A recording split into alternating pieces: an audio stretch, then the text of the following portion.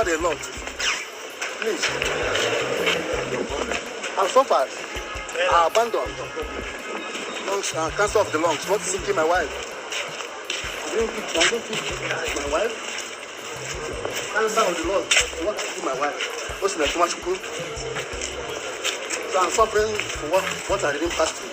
What I don't know. I don't get the whole world because I've suffered a lot. Please. I've suffered. I abandoned. My wife is lungs, cancer of the lungs. What is killing my wife? I didn't kill my wife. Cancer of the lungs. Osinachi, Nwachukwu. So I'm suffering for what I didn't pass through. What I don't know. Hi guys, you're welcome back to my YouTube channel. Please do well to subscribe. Also turn on the notification bell in order to get notified whenever I upload a new video. Thank you so much. God bless you, most especially the new passerby who have decided to stop over to check one or two things. May that love of subscription be rewarded back to you in Jesus' name. So guys, in this video today, we are going to take a look at what is happening live in Federal High Court, Abuja. Peter Nwachukwu, a husband to the late gospel singer Osinachi Nwachukwu, has pleaded not guilty. A High Court of the Federal Capital Territory, FCT in Wuse, has ordered the remand of Peter Nwachukwu, the husband to the late gospel singer Osinachi, in the Kuje prison. Justice Ngozi Iheme, in a ruling on Friday, ordered that Nwachukwu remains in the custody until the conclusion of his trial. Justice Ngozi Iheme gave the order after he pleaded not guilty to 23 counts bordering on domestic violence and homicide, among others. This comes after a High Court of the Federal Capital Territory in Wuse on Friday ordered him to be remanded in prison pending the hearing and determination of the homicide-related suit instituted against him by the Attorney General of the Federation. The judge ordered that the suspect be remanded at the correctional facility, while trial was adjourned to June 16 from 12 p.m. and June 17 by 9 a.m. The business for today is for arraignment. Accelerated hearing is hereby ordered, declared Justice Ngozi Iheme. Defendant should be remanded in Kuje Correctional Facility pending the hearing and determination of this suit, she said. Peter Nwachukwu's wife died on April 8, and many of her colleagues had accused her husband of subjecting the deceased to domestic violence, leading to her demise. Afterward, the police arrested him and he has since been in detention. The government claimed that he had contravened sections 104 and 379 of the Administration of Criminal Justice Act 2015, section 221 of the Penal Code, and the Violence Against Persons Prohibition Act 2015.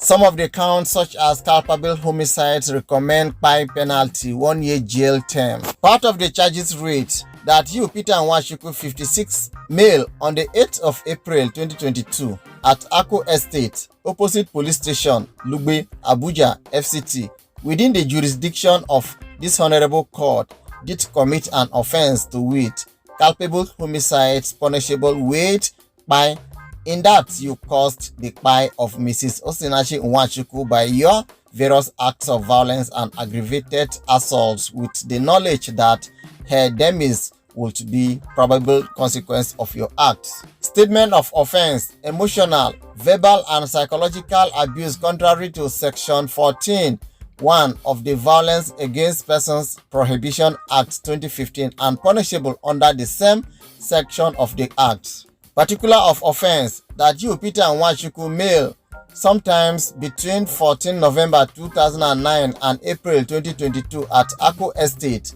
opposite police station, Lugbe, Abuja, FCT, within the jurisdiction of this honorable court, did commit an offense to wit, emotional, verbal and psychological abuse on Mrs. Osinachi Nwachukwu, deceased, by humiliating her and making utterances like "you are smelling," "you are mad" to her in the presence of her music crew members. My correct people, Peter Nwachukwu pleaded not guilty, that he know nothing about the demise of his wife. All that he knows is that the wife died because of cancer of what? So I didn't even hear what he was pronouncing. But from indications, he said that it was cancer that led to the demise of his wife, that he never contributed to the demise of his wife. That was what he was arguing there. Do you believe that? Do you think the court should free him?